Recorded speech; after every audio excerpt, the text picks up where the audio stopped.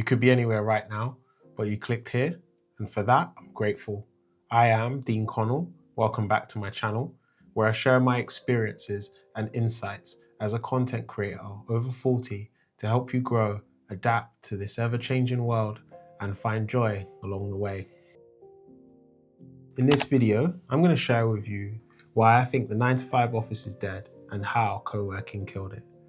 So, believe it or not, but most traditional offices still look like this, with sterile white walls, rows of the same laminate desks, and a generic open plan seating arrangement with little to no diversity.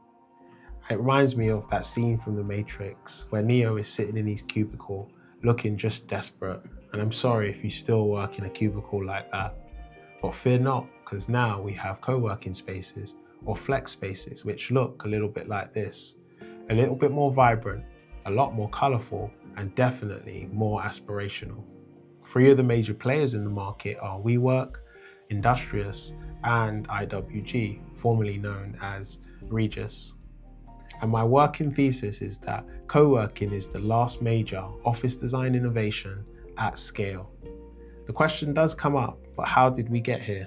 So here's a brief history of the office, which goes back to the industrial factory in the late 19th century, where the workers would be in rows, all facing the same direction as the supervisor, working on the same widget, the assembly line. And then came Taylorism in the early 20th century, developed by American engineer Frederick Taylor. The idea was to optimize all work functions and eliminate any distractions.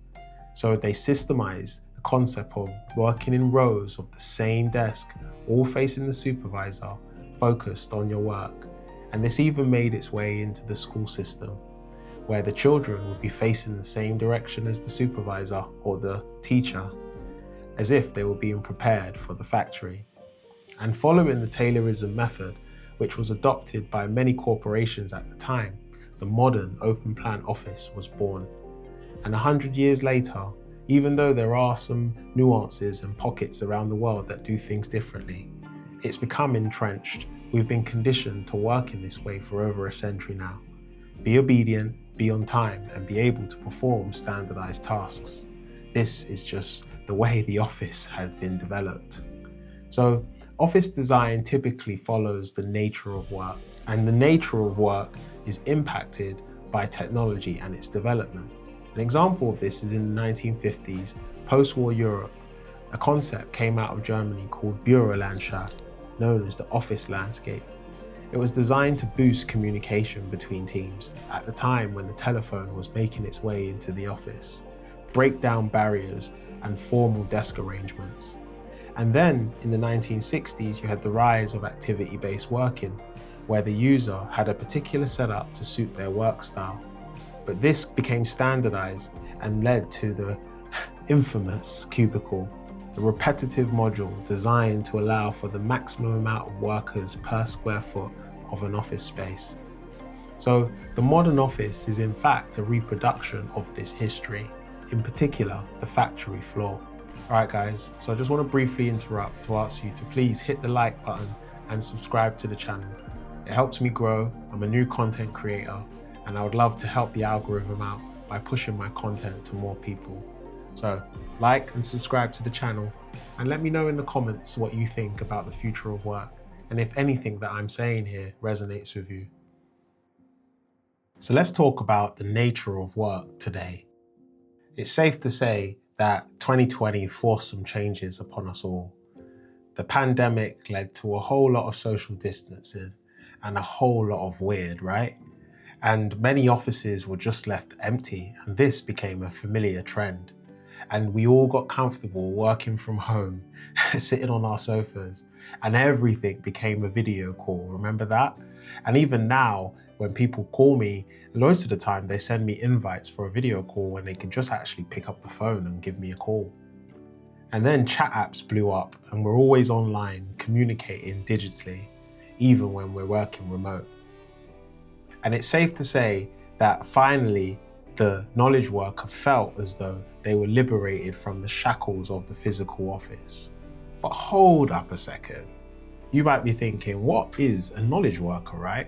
Well, coined by Peter Drucker in 1959, the idea of a knowledge worker is that a high-level worker who applies theoretical and analytical knowledge, basically their experience, acquired through formal training to develop products and services for the marketplace. But then I think about that, and here's something to ponder. 47% of employers have adopted AI technology to replace or augment employee roles. So think about it. If AI has infinite knowledge, why do we need knowledge workers anymore? Anyway, let's get back to the story where we avoided the dreaded commute. No longer were we sitting on trains for hours on end, packed on the tube, just so we can get to the office. And we found this whole new work-life balance. Well, not for all. For a whole lot of people, it was liberating, but for a whole lot of people, with kids especially, it was a whole lot of stress. And we entered the era of hybrid work, which put simply is just working remotely at times and working in the office at times. And what's interesting is 33% of workers actually prefer to be in the office 3 days a week. And as we settled into our new normal, working from the bed or from the sofa or from any other place in our homes, then came the return to office mandates. Get back to work. Where many of the largest companies in the world started to mandate that their employees come back to the office 4 to 5 days a week. So the question is hybrid work over? Was that just a quick fad? Well, not exactly, but it's important to acknowledge that your boss wants you back in the office. And in fact, 64% of global CEOs believe that a full return to the office will happen within the next 3 years. Why?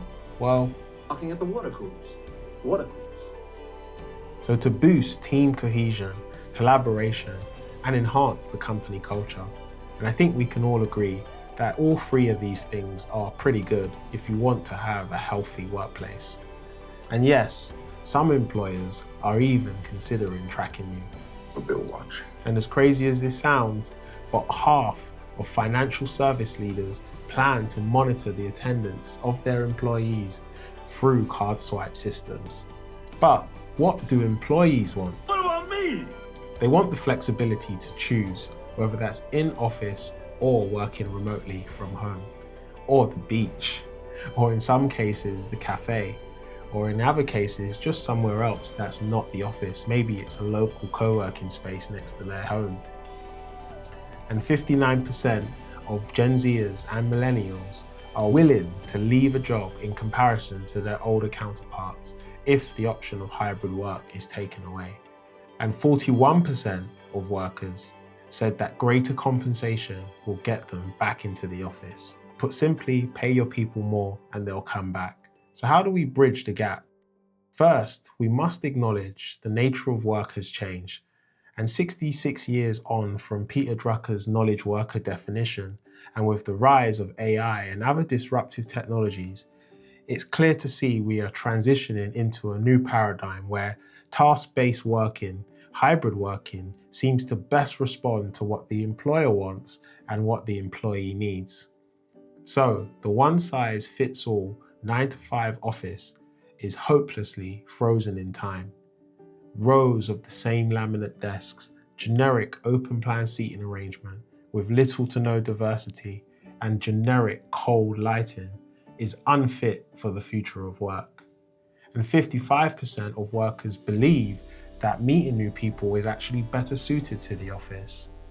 And 76% of workers believe that collaborating is actually better in office or in a co-working space.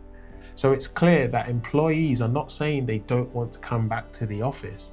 I think they're saying they want a better office. And that's why I say the office is dead. But, long live the office. So the office is dead and co-working killed it. Well, that's my thesis anyway. So if you found value in this content, I'd love it if you could like and subscribe to the channel, and let me know in the comments what you think about the future of work. Are you still working in an office that looked like any of the ones that I showed today? Do you think it's still stuck in the past? Or are you a fully remote worker, working from home or coffee shops? Let me know. I'd love to hear your story. But in the meantime, like and subscribe to the channel, and I'll catch you guys on the next one, where I'll probably dive a little bit deeper into co-working and what it is and what I've learned through my experience and where I think the future of work is heading.